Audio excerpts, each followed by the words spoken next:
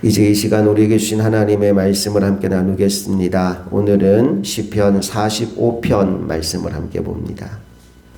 시편 45편 1절부터 17절까지 말씀 교독해서 읽겠습니다.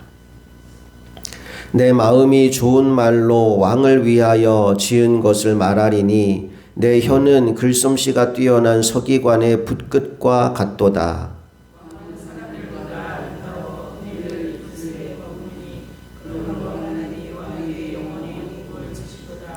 용사여 칼을 허리에 차고 왕의 영화와 위엄을 입으소서.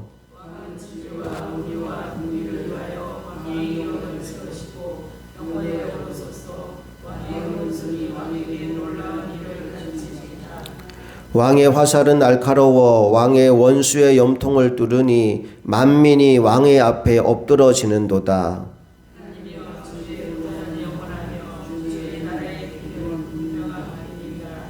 왕은 정의를 사랑하고 악을 미워하시니 그러므로 하나님 곧 왕의 하나님이 즐거움의 기름을 왕에게 부어 왕의 동료보다 뛰어나게 하셨나이다.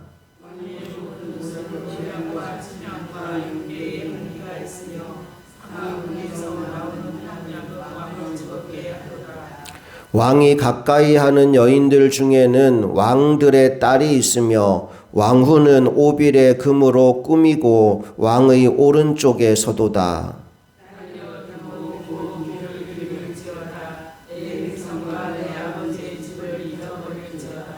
그리하면 왕이 내 아름다움을 사모하실지라. 그는 내 주인이시니 너는 그를 경배할지어다.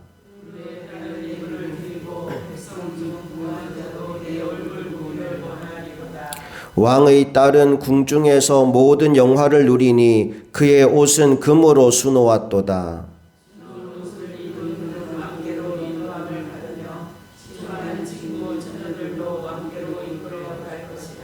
그들은 기쁨과 즐거움으로 인도함을 받고 왕궁에 들어가리로다.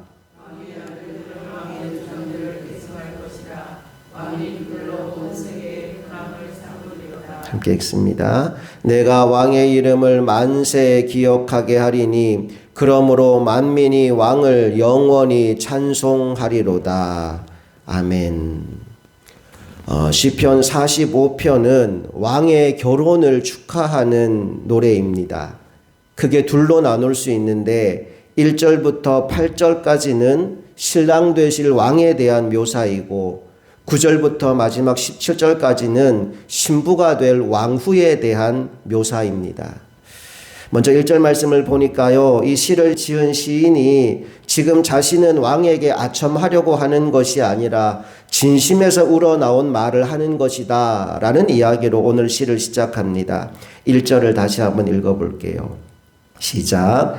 내 마음이 좋은 말로 왕을 위하여 지은 것을 말하리니 내 혀는 글솜씨가 뛰어난 서기관의 붓끝과 같도다. 내 마음이 좋은 말로 왕을 위하여 지은 것을 말하겠다. 그러면서 2절부터 왕은 이러하고 왕은 저러하고 왕은 또 어떠하고 그 이야기를 쭉 나열하는데 그 내용을 정리하자면 왕이 인격적으로 얼마나 훌륭한지 또 왕의 능력이 얼마나 탁월한지 또 왕이 나라를 얼마나 잘 다스리는지에 대한 이야기를 나열하고 있어요. 우리 그 찬사의 마지막 7절 말씀만 함께 읽어봅니다. 시작. 왕은 정의를 사랑하고 악을 미워하시니 그러므로 하나님 곧 왕의 하나님이 즐거움의 기름을 왕에게 부어 왕의 동료보다 뛰어나게 하셨나이다. 이 왕이 도대체 누구냐에 대해서는 의견이 분분합니다. 그런데 영적인 의미를 놓고 본다면 재림하실 예수 그리스도와 성도들의 혼인의 예식을 예표하는 말씀이라고 볼 수 있어요. 그러니까 오늘 여기 나온 이 훌륭한 왕은 바로 예수 그리스도이시고 우리들은 그분을 위해 예비된 신부라고 볼 수 있는 거죠. 요한계시록 21장 9절 말씀을 잠깐 볼까요? 마지막 때에 있을 천상의 결혼식에 대한 언급이 나와 있는 말씀인데요. 요한계시록 21장 9절 말씀을 함께 보겠습니다. 함께 읽습니다. 일곱 대접을 가지고 마지막 일곱 재앙을 담은 일곱 천사 중 하나가 나와서 내게 말하여 이르되 이리 오라. 내가 신부 곧 어린 양의 아내를 내게 보이리라 하고. 어린 양은 예수 그리스도이시고 그분의 아내로 소개되는 것은 교회 성도들입니다.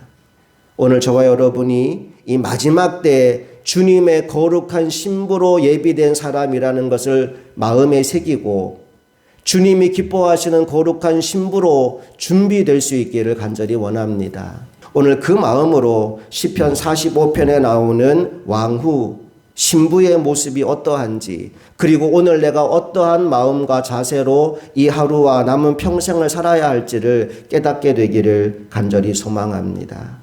특별히 오늘 왕후의 모습을 보니까 첫째, 이 왕후는요 아름답고 귀한 것으로 자신을 단장하고 있어요. 9절 말씀 읽어봅니다.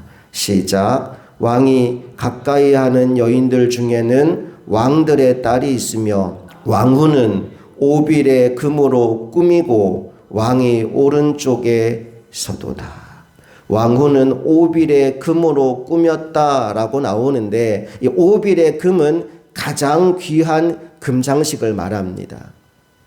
오늘 왕의 옆에 서 있는 왕후가 가장 아름답고 귀한 것으로 자신을 장식했다면 저와 여러분도 저 하늘나라 영원한 그 혼인 예식에 참석한 신부답게 아름다운 것으로 장식할 수 있기를 간절히 축복합니다. 자, 그러면 오늘 우리가 장식해야 될 아름다운 장식은 뭘까요? 우리 신약성경 베드로전서로 잠깐 가보겠습니다. 베드로전서 3장 3절로 한번 가볼게요.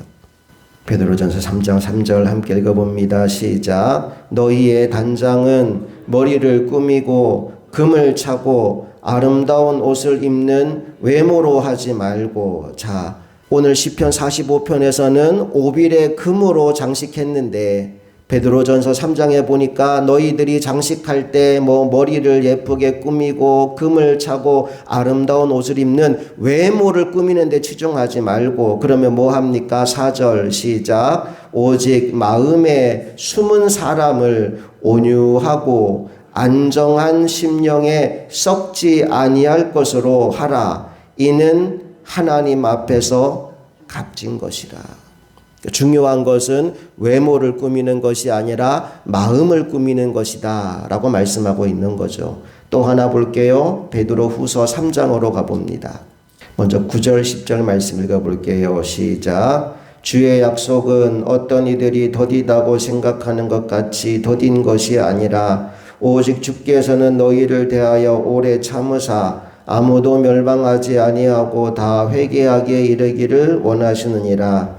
그러나 주의 날이 도둑같이 오리니 그날에는 하늘이 큰 소리로 떠나가고 물질이 뜨거운 불에 풀어지고 땅과 그 중에 있는 모든 일이 드러나리로다. 하나님이 마지막 때를 계속 지연시키고 있대요. 그 이유는 한 영혼이라도 더 구원받게 하기 위해서 마지막 때가 오는 것을 계속 미루고 있는데 바로 우리가 지금 그 시대를 살고 있는 겁니다. 그러나 그날이 도둑같이 올 것이다. 마지막 때는 반드시 온다는 겁니다. 그러면 그 마지막 때를 준비하는 우리가 어떻게 살아야 될까요? 11절 읽어봅니다. 시작. 이 모든 것이 이렇게 풀어지리니 너희가 어떠한 사람이 되어야 마땅하냐? 거룩한 행실과 경건함으로 12절 하나님의 날이 임하기를 바라보고 간절히 사모하라. 그날에 하늘이 불에 타서 풀어지고 물질이 뜨거운 불에 녹아지려니와 13절 우리는 그의 약속대로 의가 있는 곳인 새하늘과 새 땅을 바라보도다. 어떻게 살아가라고 말씀하십니까? 거룩한 행실과 경건함으로 하나님의 날 임하기를 바라보며 사모함으로 살아가라 말씀합니다. 여러분, 이것이 마지막 시대에 우리가 단장해야 되는 모습입니다. 주님 다시 오실 날을 바라보면서 오늘 외모보다는 마음을 더 정결하게 가꾸고 또 주님께서 기뻐하는 정결한 마음과 행실로 살아가는 저와 여러분 모두가 될 수 있기를 간절히 바랍니다. 그런가 하면 두 번째, 거룩한 하나님의 신부로 준비되기 위해 우리가 해야 될 일이 있어요. 그것은 옛 것을 잊어버리라는 메시지입니다. 본문 돌아와서 10절 말씀 같이 읽어봅니다. 시작. 딸이여 듣고 보고 귀를 기울일지어다. 내 백성과 내 아버지의 집을 잊어버릴지어다. 딸이여 듣고 보고 귀를 기울일지어다. 그 다음 뭐라고 나왔어요? 너의 백성과 내 아버지의 집을 잊어버릴지어다. 한마디로 말하면 과거에 붙들려 살지 말라는 겁니다. 이전 것은 지나갔으니 보라 새 것이 되었도다. 여러분이 예수를 믿고 하나님의 자녀가 되었으면 옛 삶을 그리워하는 모습을 버리라는 겁니다. 이스라엘 백성들이 출애굽했어요. 광야길을 갑니다. 그들이 애굽에서 해방될 때만 해도 얼마나 기뻐했는지 몰라요. 얼마나 감격했는지 몰라요. 홍해를 지나는 동안 하나님이 마른 땅으로 그들을 건너게 하셨잖아요. 애굽에 쫓아오던 군사들은 다 그 물속에 수장되게 하셨습니다. 그 모습을 보면서 그들이 하나님의 구원과 영광을 찬양하며 기뻐 뛰며 노래했다고요. 그런데 광야길이 그들이 생각했던 길이 아니었어요. 길도 험하고 먹을 것도 없고 마실 물도 부족하고 너무나 척박한 길이었어요.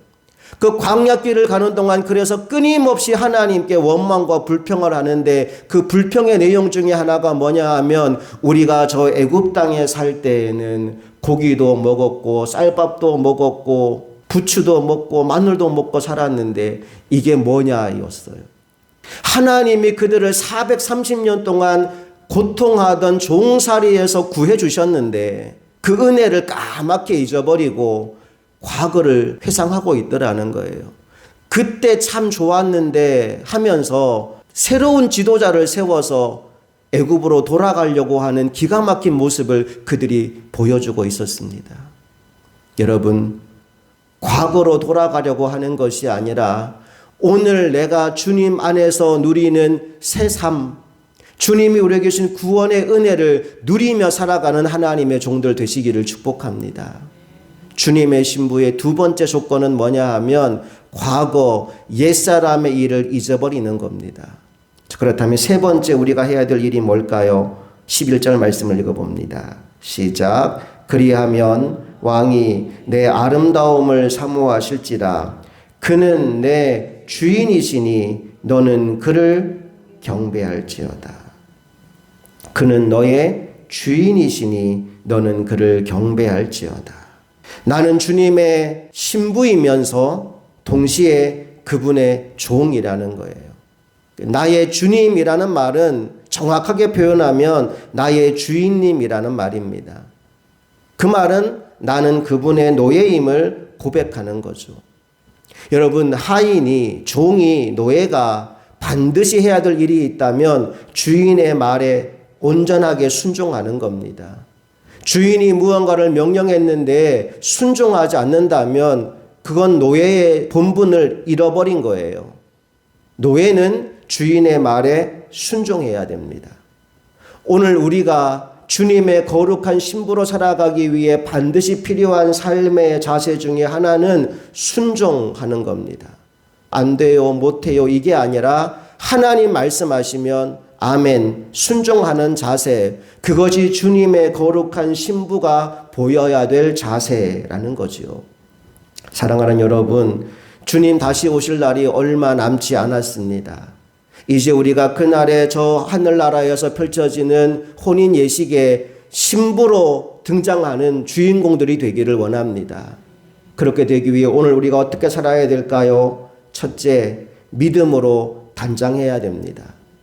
우리의 마음을 정결하게, 거룩하게, 또 우리의 삶의 행실을 주님 보시기에 기뻐하는 모습으로 단장하며 살아야 됩니다. 둘째, 옛 것을 잊어버려야 됩니다. 과거 옛사람의 모습에 붙들려 살아가는 것이 아니라 이제 주님 안에 들어왔으니 과거의 모든 것 끊어버리고 주님과 함께 살아가는 새 삶을 누리게 되시기를 축복합니다. 셋째, 주님 뜻에 순종하며 살아야 됩니다. 우리는 주님의 거룩한 신부이며 동시에 그분의 종입니다. 그러므로 주님 말씀, 주님 뜻에 순종하며 살아가는 인생이 되기를 원합니다.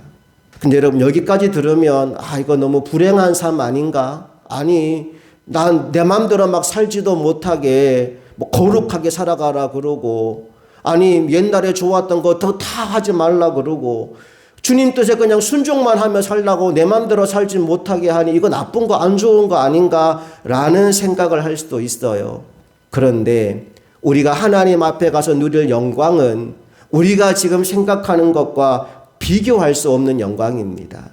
오늘 본문 말씀에도 그 영광의 작은 힌트를 우리에게 보여주는데, 우리 13절부터 15절까지 다 같이 읽어봅니다. 시작. 왕의 딸은 궁중에서 모든 영화를 누리니 그의 옷은 금으로 수놓았도다. 수놓은 옷을 입은 그는 왕께로 인도함을 받으며 시종하는 친구 처녀들도 왕께로 이끌려 갈 것이라. 그들은 기쁨과 즐거움으로 인도함을 받고 왕궁에 들어가리로다. 특별히 13절에 이렇게 시작했지요. 왕의 딸은 궁중에서 모든 영화를 누리니. 여러분, 우리가 주님의 거룩한 신부가 되었을 때 우리는 저 하늘에 속한 모든 것을 누리는 자격을 얻게 되는 겁니다. 기쁨과 즐거움으로 인도함을 받고 저 영원한 하나님 나라의 백성으로 살아가게 되는 것입니다. 이 땅에서 누리는 그 무엇도 비교할 수 없을 만큼의 영광과 기쁨이 여러분 모두에게 주어질 것입니다. 그러므로 오늘 우리가 이 땅에 사는 동안 주님의 거룩한 신부로 준비되어 가는 과정을 기쁨으로 밟아 나가는 하나님의 사람들이 되시기를 주님 이름으로 축복합니다. 함께 기도하시겠습니다.